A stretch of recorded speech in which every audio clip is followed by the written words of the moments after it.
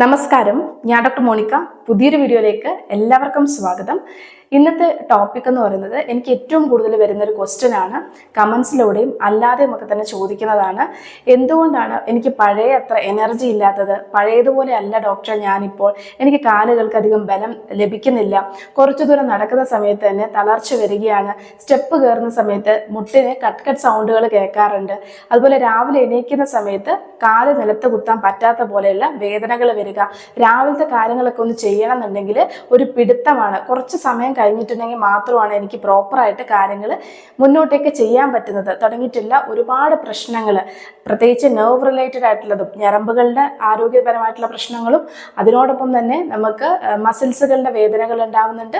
ബോൺസിൻ്റെ ആരോഗ്യം നിലനിർത്താനും ഒക്കെ തന്നെ എന്താണ് ചെയ്യേണ്ടതെന്നുള്ളത് പലപ്പോഴായിട്ട് വരുന്ന ക്വസ്റ്റ്യൻ ആണ്. അപ്പോൾ അതുകൊണ്ട് എന്തായാലും അതൊരു വീഡിയോ ആയിട്ടുള്ള രീതിയിൽ ചെയ്യാമെന്ന് വിചാരിച്ചു. ഇന്നത്തെ വീഡിയോയിൽ 3 വ്യത്യസ്ത തരത്തിലുള്ള ഭക്ഷണ രീതികളാണ് പരിചയപ്പെടുത്തുന്നത്.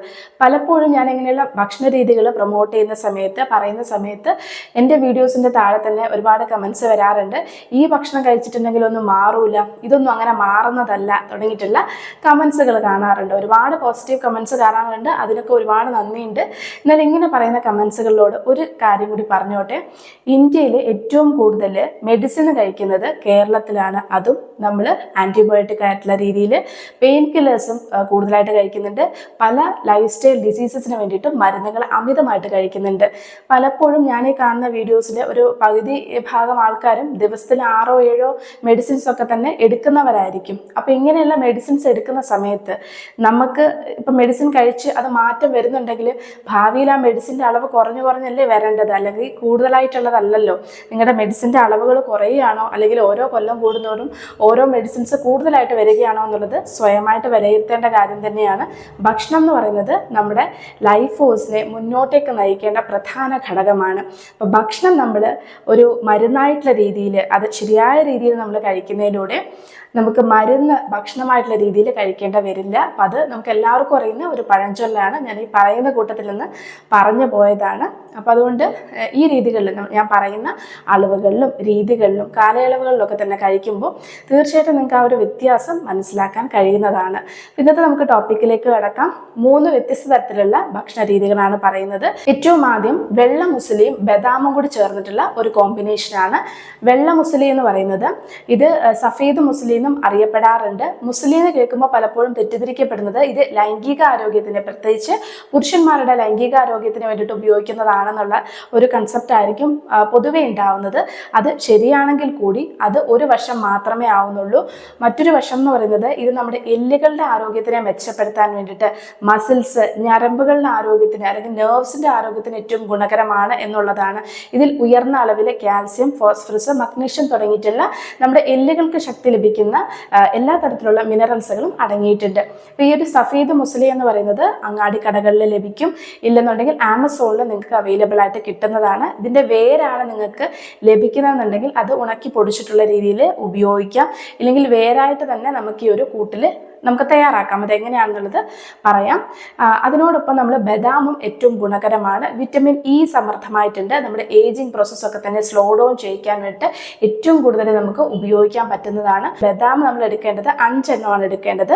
ഈ ഒരു വെള്ള മുസ്ലി നമ്മൾ എടുക്കേണ്ടത്, വെള്ള മുസ്ലിയുടെ പൗഡർ ആണെങ്കിൽ നിങ്ങൾക്ക് 1/2 ടീസ്പൂൺ തൊട്ട് 1 ടീസ്പൂൺ വരെ നമുക്ക് ദിവസത്തിൽ ഉപയോഗിക്കാൻ പറ്റും. ഇനി ഇതിൻ്റെ ഉപയോഗ രീതി എന്ന് പറയുന്നത്, നമ്മൾ തലേ ദിവസം ബദാം ഒരു 5 എണ്ണം കുറച്ച് വെള്ളത്തിൽ കുതിർത്ത് വെക്കുക. പിറ്റേ ദിവസം രാവിലെ നമ്മൾ 1 ഗ്ലാസ് പാലിൽ കുടിക്കുന്നതാണ് ഏറ്റവും ഗുണകരം. പാല് താല്പര്യമില്ലാത്തവർ ചൂടുവെള്ളം ഉപയോഗിക്കാവുന്നതാണ്. ഈ പാലിനകത്തേക്ക് 1 ടീസ്പൂൺ അളവായിട്ടുള്ള ഈ ഒരു സഫേദ് മുസ്ലിയുടെ പൊടി അതിനകത്ത് ചേർക്കുക. അതുപോലെ നമ്മൾ വെള്ളത്തിൽ കുതിർത്ത് വെച്ചിട്ടുള്ള ബദാം തൊലി കളഞ്ഞതിന് ശേഷം ഒന്ന് ചതച്ചിട്ട് ഇതിനകത്തേക്ക് നമുക്ക് ഈ ഒരു പാലിനകത്തേക്ക് ചേർത്തിട്ട് രാവിലെ വെറും വയറ്റിൽ കുടിക്കുന്നത് ഏറെ ഗുണകരമാണ്. ഇത് കുടിച്ചതിന് ശേഷം പിന്നെ 1 മണിക്കൂർ സമയത്തേക്ക് യാതൊരുവിധ ഭക്ഷണവും കഴിക്കരുത്.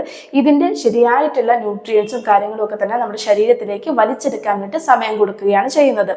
ചൂടുവെള്ളത്തിലാണെങ്കിലും ഇതേപോലെ തന്നെ ഈ പ്രൊസീജിയർ നിങ്ങൾ തുടരുക. അതായത് 1 സ്പൂൺ അളവായിട്ടുള്ള പൊടി നമ്മൾ ചൂടുവെള്ളത്തിൽ ചേർത്ത് ബദാമോ അതിനകത്ത് ചേർത്തിട്ട് നമുക്ക് കുടിക്കാൻ പറ്റും.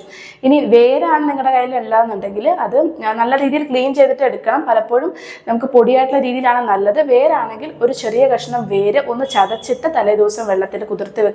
പിറ്റേ ദിവസം ആ വെള്ളം അരിച്ചെടുത്തതിന് ശേഷം ആ വെള്ളത്തിനകത്തേക്ക് അല്ലെങ്കിൽ ഈ ബദാം, കുതിർത്ത് വെച്ചിട്ടുള്ള ബദാം നമ്മൾ ചവച്ചരിച്ച് കഴിക്കും. ഈ വെള്ളം ഒപ്പം കുടിക്കുകയാണ് ചെയ്യേണ്ടത്. ഇങ്ങനെ 2 വ്യത്യസ്ത തരത്തിൽ നമുക്കിത് ഉപയോഗപ്പെടുത്താം. ഇത് 10 ദിവസം നിങ്ങൾ കണ്ടിന്യൂസ് ആയിട്ട് ചെയ്യുക. നിങ്ങൾക്ക് വിറ്റമിൻ ഡി ഡെഫിഷ്യൻസി പ്രശ്നങ്ങളുണ്ട്, കാൽസ്യം ഡെഫിഷ്യൻസി ഉണ്ട്, ഇങ്ങനെയുള്ള പ്രശ്നങ്ങൾ അനുഭവപ്പെടുന്നുണ്ട്, ബലക്കുറവുണ്ടെന്നുണ്ടെങ്കിൽ ഈ ഒരു കൂട്ട് നിങ്ങൾക്ക് ഉപയോഗിക്കാൻ പറ്റും. രണ്ടാമത് ചണവിത്തും ഈന്തപ്പഴവും കൂടെ ചേർന്നിട്ടുള്ള ഒരു കൂട്ടാണ്. ചണവിത്ത് എന്ന് പറയുന്നത് നാച്ചുറൽ ആയിട്ട് തന്നെ omega-3 പ്ലാന്റ് സോഴ്സ് ആയിട്ടുള്ള omega-3 ഫാറ്റി ആസിഡ് അടങ്ങിയിട്ടുണ്ട്. ഇത് നമ്മുടെ മീനെണ്ണയ്ക്കൊക്കെ പകരമായിട്ട് നമുക്ക് ഉപയോഗിക്കാൻ പറ്റുന്നതാണ്. നമ്മുടെ എല്ലുകളുടെ ഇടയിൽ നമുക്ക് എല്ലുകൾ ഫ്ലെക്സിബിൾ ആയിട്ട് നിൽക്കണം എന്നുണ്ടെങ്കിൽ എല്ലുകളുടെ ഇടയിൽ ശ്ലേഷ്മ ദ്രവം എന്ന് പറഞ്ഞിട്ടുള്ള ഒരു ലിക്വിഡ് ഫ്ലൂയിഡ് ഉണ്ട്. അതായത് സൈനോവിയൽ ഫ്ലൂയിഡ് എന്ന് പറയും. അത് മെഡിക്കൽ ടേമിൽ പറയുകയാണെങ്കിൽ ഈ സൈനോവിയൽ ഫ്ലൂയിഡ് പ്രോപ്പറായിട്ട് അല്ലെങ്കിൽ നാച്ചുറൽ ആയിട്ട് വരാൻ വേണ്ടിയിട്ട് ഏറ്റവും കൂടുതൽ ഗുണം ചെയ്യുന്നതാണ് ഈ ഫ്ലാക്സ് സീഡ് നമ്മൾ ഉള്ളിൽ കഴിക്കുക എന്നുള്ളത്. അതുപോലെ നമുക്ക് കട്ട് സൗണ്ടിന്റെ പ്രശ്നങ്ങൾ ഉണ്ടാവുമല്ലോ, മുട്ട് തേയ്മാനത്തിന്റെ പ്രശ്നങ്ങൾ, അല്ലെങ്കിൽ മുട്ട് നടക്കുന്ന സമയത്ത് ഒച്ച കേൾക്കുക, ഇങ്ങനെയുള്ള പ്രശ്നങ്ങൾ മാറാൻ വേണ്ടി ഏറെ ഗുണകരമാണ്. ഒപ്പം തന്നെ നമുക്ക് ഈ ഒരു ഈന്തപ്പഴം എന്ന് പറയുന്നത് നമ്മുടെ രക്തയോട്ടം കൂട്ടാൻ വേണ്ടിയിട്ട്, അയൺ കണ്ടന്റ് നൽകാൻ വേണ്ടിയിട്ടൊക്കെ തന്നെ ശരീരത്തിന് ഏറ്റവും ഗുണകരമാണ്. ക്ഷീണം അകറ്റാനും നല്ലതാണ്.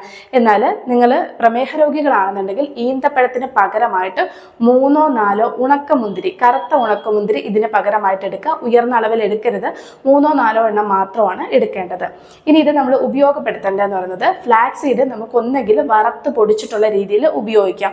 മറ്റൊരു രീതി എന്ന് പറയുന്നത് ഇത് ഉപയോഗിക്കുന്ന സമയത്ത് ഒന്ന് ചതച്ചിട്ട് നമുക്ക് ഉപയോഗിക്കാൻ പറ്റും. തലേ ദിവസം 1 ഗ്ലാസ് ചൂടുവെള്ളത്തിനകത്തേക്ക് നമ്മൾ പൊടിച്ചു വെച്ചിട്ടുള്ള ഫ്ലാക്സ് സീഡ് ആണെങ്കിൽ അതിൽ നിന്നും ഒരു 3/4 ടീസ്പൂൺ അളവായിട്ടുള്ള ഫ്ലാക്സ് സീഡ് ഇടുക.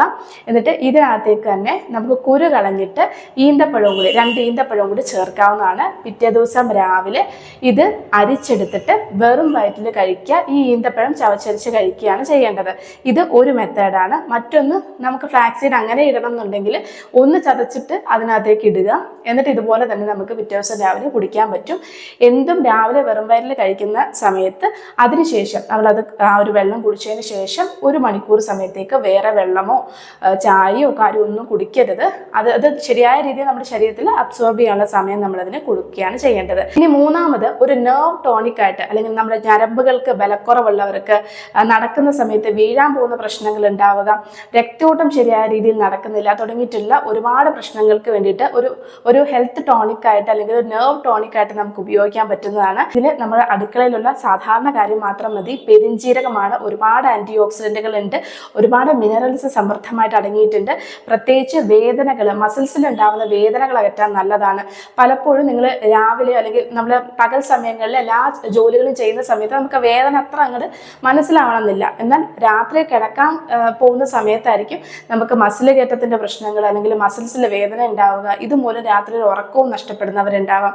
ഇങ്ങനെയുള്ളവർക്ക് ഏറ്റവും നല്ല രീതിയിൽ നമുക്കിത് ഉപയോഗിക്കാൻ നല്ലതാണ്. ഇതിൻ്റെ കൂടെ നമ്മൾ ചേർക്കേണ്ടത് താമര വിത്തുകളാണ്. താമര വിത്തിൽ ഉയർന്ന അളവിൽ കാൽസ്യം, ഫോസ്ഫറസ്, മഗ്നീഷ്യം തുടങ്ങിയിട്ടുള്ള മിനറൽസുകൾ സമൃദ്ധമായിട്ട് തന്നെ അടങ്ങിയിട്ടുണ്ട്. ഇനി ഇതിൻ്റെ ഉപയോഗ രീതി എന്ന് പറയുന്നത് 1 ടീസ്പൂൺ അളവായിട്ടുള്ള പെരിഞ്ജീരകം തലേ ദിവസം 1 ഗ്ലാസ് വെള്ളത്തിൽ കുതിർത്ത് വെക്കുക. ഇതിനോടൊപ്പം 8-10 താമര വിത്തുകൾ കൂടിയിട്ട് ചേർക്കേണ്ടതാണ്. അപ്പോൾ ഇതും ചേർത്തിട്ട് പിറ്റേ ദിവസം രാവിലെ നമ്മൾ ഈ വെള്ളം കുടിക്കുകയും ഇതിൽ കുതിർത്ത് വെച്ചിട്ടുള്ള ഈ ഒരു ഇൻഗ്രീഡിയൻസുകൾ നമ്മൾ ചവച്ചരച്ച് കഴിക്കുകയാണ് ചെയ്യേണ്ടത്. ഇങ്ങനെ നിങ്ങളൊരു 10 ദിവസമാണ് ഓരോന്നും നിങ്ങൾ ചെയ്യേണ്ടത്. നിങ്ങൾക്ക് എല്ലാം ഉപയോഗപ്പെടുത്തണം എന്നുണ്ടെങ്കിൽ ആദ്യത്തെ 10 ദിവസം ഞാൻ പറഞ്ഞ ആദ്യത്തെ കാര്യം നിങ്ങൾ ഉപയോഗിക്കുക, ആദ്യത്തെ ഭക്ഷണ രീതി ഉപയോഗിക്കുക. അടുത്ത 10 ദിവസം അടുത്തത് ഉപയോഗിക്കുക, അതിൻ്റെ അടുത്ത 10 ദിവസം കൂടിയിട്ട് ഇത് ഉപയോഗിക്കുക. ഇങ്ങനെ നമ്മൾ ഒരു മാസത്തിൽ ഇതാകുമ്പോൾ കറക്റ്റ് ആവും. ഇങ്ങനെ ഒരു 3 മാസം നിങ്ങൾ റിപ്പീറ്റഡ് ആയിട്ട് ചെയ്തു പോവുക എന്നുള്ളതാണ്. കാരണം നമ്മളിത് ഓരോരുത്തർക്കും നമുക്ക് വരുന്ന പ്രശ്നങ്ങൾ എന്ന് പറയുന്നത് ഏറെ പഴക്കം ചെന്നിട്ടുള്ള മുട്ടുവേദന ഉള്ളവരുണ്ടാവും, അതുപോലെ വേദനകൾ ഉണ്ടാവുന്നവരുണ്ടാവും. അപ്പം ഇങ്ങനെയുള്ളവരൊക്കെ പെട്ടെന്ന് വന്ന ഒരു കാര്യമല്ലല്ലോ. അപ്പം ഇത് നിങ്ങൾ കണ്ടിന്യൂസ് ആയിട്ട് നിങ്ങളുടെ ഭക്ഷണത്തിൽ മാറ്റം വരുത്തുന്നതിലൂടെ നിങ്ങളുടെ ക്ഷീണം കുറവായിട്ട് വരികയോ മിനറൽസിൻ്റെയോ വിറ്റമിൻസുകളുടെയോ കുറവ് മൂലമാണ് ഈ വേദനകൾ ഉണ്ടാവുന്നതെന്നുണ്ടെങ്കിൽ അത് മാറ്റം വരുത്താൻ വേണ്ടി സഹായിക്കുകയും ഞരമ്പുകൾക്ക് ബലം നൽകാൻ സഹായകരമാവുകയും ചെയ്യുന്നതാണ്.